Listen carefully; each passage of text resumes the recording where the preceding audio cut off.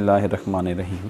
अस्सलाम वालेकुम students. Laser में हमने इससे पहले स्मॉल सिग्नल गेन कोफिशेंट के की वैल्यू मालूम की और हमने देखा कि जब भी कोई इंसिडेंट बीम किसी भी मीडियम में आप जो है वो एम्पलीफायर के तौर पे इस्तेमाल करेंगे तो वो जो एम्पलीफाइंग मीडियम होगा वो उसकी इंटेंसिटी को इंक्रीज़ करवाएगा अगर आप पॉपुलेशन इन्वर्जन अचीव करने में कामयाब हो गए, लेकिन उसकी जो इंटेंसिटी है वो इस रिलेशन के मुताबिक जो है वो इंक्रीज़ करेगी, यानी एक्सपोनेंशियली इंक्रीज़ कर सकती है। यहाँ पर अगर आप देखें जो के है थ्रेश, यानी ये जो आपके पास गेन कोफिशिएंट है, ये मेजरली किस चीज़ पर डिपेंड कर रहा है? ये डिपेंड कर रहा है n2 - n1 पे। ये जो n2 - n1 टर्म है इसे पॉपुलेशन डिफरेंस कहा जा सकता है, यानी हाई एनर्जी स्टेट में पॉपुलेशन कितनी है और लो एनर्जी स्टेट में पॉपुलेशन कितनी है। अगर आप देखें ये दोनों पॉपुलेशन बराबर हों 50% तो के की वैल्यू 0 हो जाएगी और के की वैल्यू 0 होने का मतलब है e⁻0 1 हो जाएगा। I = I0, तो इंटेंसिटी इंक्रीज़ नहीं करेगी। इसका मतलब है लेज़र जो है वो बिल्डअप नहीं कर पाएंगे, यानी आप लेज़र को एक एम्पलीफाइंग मीडियम जो है वो नहीं बना सके इस वक्त तक। लेकिन अगर n2 n1 से ज़्यादा हुआ तो उस वक्त पॉसिबिलिटी है कि के की वैल्यू पॉजिटिव है और के की वैल्यू पॉजिटिव है तो इंटेंसिटी जो है वो बढ़ेगी। लेकिन यहाँ पर एक सवाल ये पैदा होता है कि के की वैल्यू इतनी ज़्यादा नहीं होती, यानी n2 और n1 में मैक्सिमम कितना डिफरेंस आप पैदा कर सकते हैं। जितना ज़्यादा डिफरेंस आपको पैदा करना है आपको उतनी ही ज़्यादा एनर्जी इनपुट देनी पड़ेगी, क्योंकि पंपिंग के बगैर तो पॉसिबल ही नहीं है ये पॉपुलेशन इन्वर्जन जो है वो हासिल करना। तो इसका मतलब ये हुआ कि आप के की वैल्यू को एक बहुत ज़्यादा लार्ज जो है वैल्यू तक नहीं लेके जा सकते, बहुत ज़्यादा बढ़ा नहीं सकते। तो इस दूसरा तरीका फिर क्या होगा, एक्स की वैल्यू को बढ़ा लें। इसका मतलब है ये जो आप लेज़र मीडियम बना रहे हैं वो लेज़र मीडियम की जो लेंथ है वो आप बढ़ा दें, तो दोनों के बढ़ने से जो है वो ई की पावर जो है वो बढ़ जाएगी और आई की वैल्यू बढ़ेगी। लेकिन डिपेंड करता है कि आपने किस एप्लीकेशन में इस्तेमाल करना है।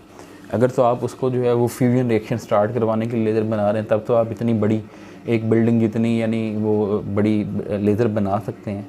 लेकिन अगर आपने उसको किसी एक नॉर्मल जो है वो उसमें एप्लीकेशन में इस्तेमाल करना है तो उसके लिए यानी आपको एक बहुत बड़ी जो है वो टनल और 600-700 मीटर लंबी जो है वो आपको टनल बनाने की ज़रूरत नहीं है, यानी ये मुनासिब नहीं है कि आप एक छोटे से काम के लिए इतनी बड़ी जो है वो। तो खैर इसका मतलब है हमें कोई एक ऐसा सलूशन तलाश करना है जो सलूशन जो है वो ये हो कि लेज़र का साइज़ भी इतना ज़्यादा ना हो और उसके बावजूद वो जो है वो क्या करे, एम्पलीफिकेशन करे और बहुत ज़्यादा जो है वो एम्पलीफिकेशन करे। तो वो सलूशन ये हमारे सामने लिखा हुआ है, वो है ऑप्टिकल फीडबैक। ऑप्टिकल फीडबैक आपने कहाँ पर जो है वो यूज़ किया? इससे पहले आपने इलेक्ट्रॉनिक्स में, एनालॉग इलेक्ट्रॉनिक्स में फीडबैक ऑसिलेटर्स जो है वो पढ़े हुए हैं। ये जो फीडबैक ऑसिलेटर्स होते हैं इनके अंदर हम क्या इस्तेमाल करते हैं? हम इस्तेमाल करते हैं पॉजिटिव फीडबैक यूज़ करते हैं। जितने भी ऑसिलेटर कन्फिग्रेशन होती हैं उनके अंदर होता ये है कि आप एक मीडियम इस्तेमाल करते हैं जिसको गेन मीडियम कहा जाता है, यानी फॉरवर्ड पाथ एम्पलीफायर जो सिग्नल को एम्पलीफाई करने की क्या रखता है, एबिलिटी रखता है। फिर हम क्या करते हैं, आउटपुट का जो कुछ हिस्सा होता है वो वापस इनपुट के पास फीडबैक कर देते हैं, कुछ हिस्सा। इसे फीडबैक फैक्टर कहा जाता है। बार बार आपने फीडबैक करना है और ये पॉजिटिव फीडबैक करना है, ठीक है। अब अगर आप देखें तो ये एक क्लोज्ड लूप वाली शक्ल बन गई है। इस क्लोज्ड लूप का जो ओवरऑल गेन होता है जिसको क्लोज्ड लूप गेन कहा जाता है वो दो चीज़ों के गेन पे मुनहसर होता है। ये जो एम्पलीफायर आपने लगाया इसका गेन कितना है और ये जो फीडबैक सर्किट आप यूज़ कर रहे हैं उसका फीडबैक फैक्टर कितना है।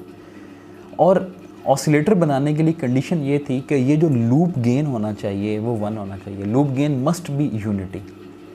अगर ये लूप गेन यूनिटी से कम हुआ तो उस वक्त ऑसिलेटर जो है वो कुछ इस तरह का बनेगा, यानी उसकी ऑसिलेशन स्टार्ट तो ज़रूर होंगे लेकिन वो आहिस्ता आहिस्ता क्या होना शुरू हो जाएंगी, डैम्प होना शुरू हो जाएंगी, क्योंकि गेन जो 1 से कम है तो इसका मतलब है एम्पलीट्यूड ग्रेजुअली कम होना शुरू हो जाएगा।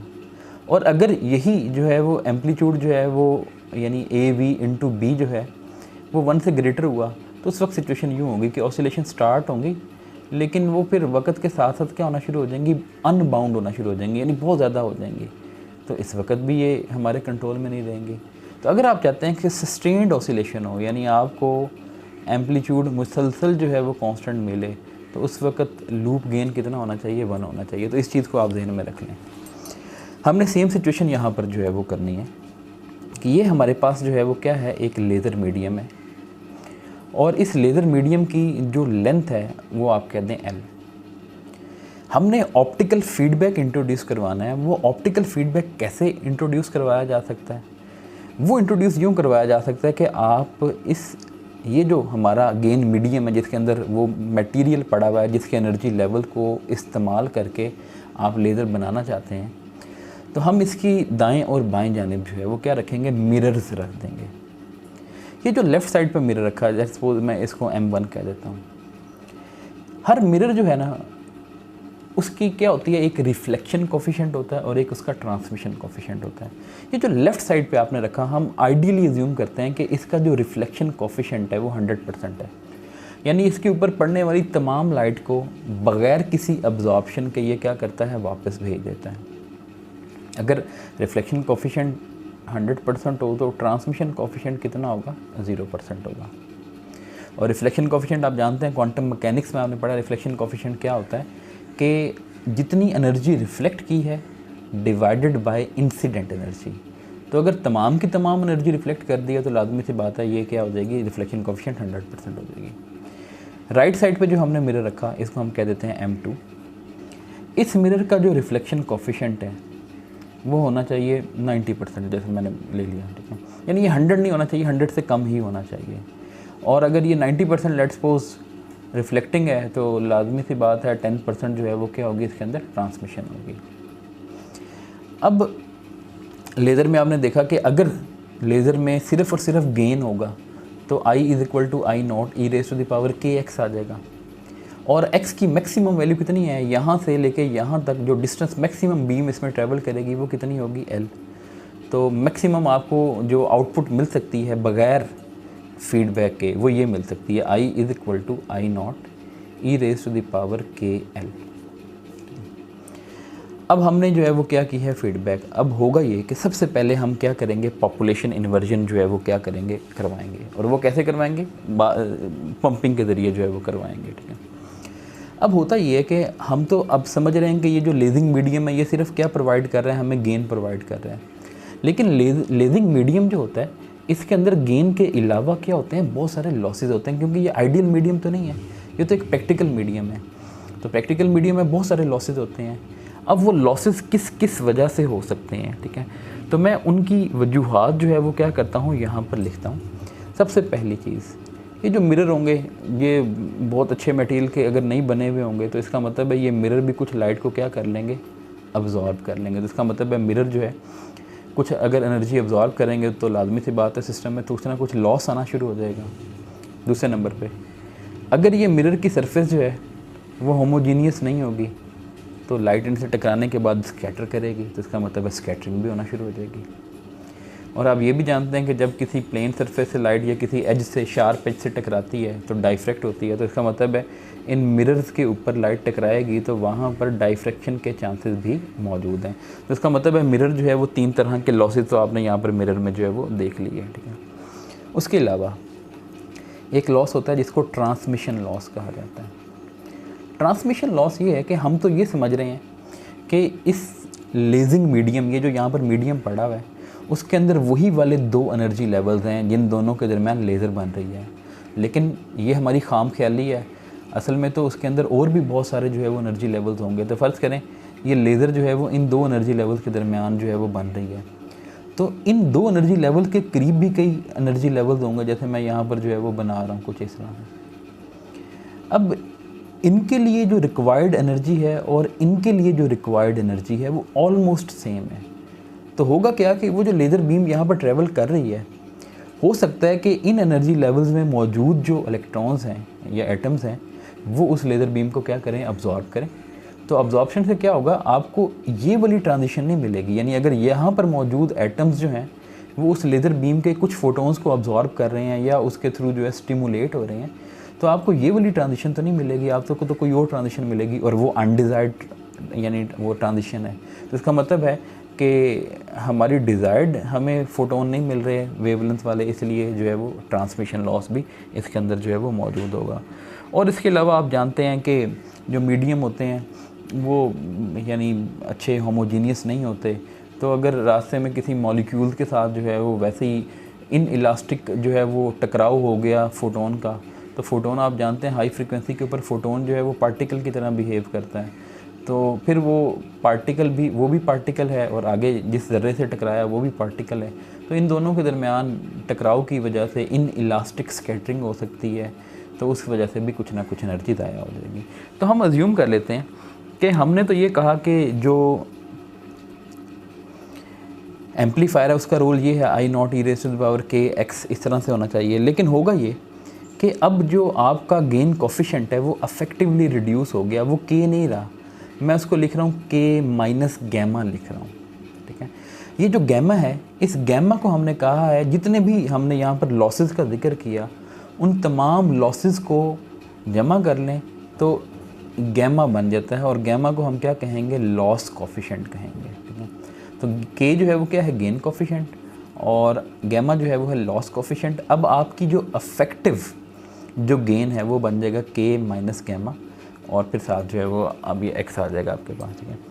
टोटल लेंथ कितनी है एल, तो इसका मतलब है जब बीम यहाँ से यहाँ तक डिस्टेंस ट्रेवल कर लेगी एल, तो उस वक्त उसकी इंटेंसिटी हो जाएगी I naught E raise to the power के माइनस गैमा इंटू एल।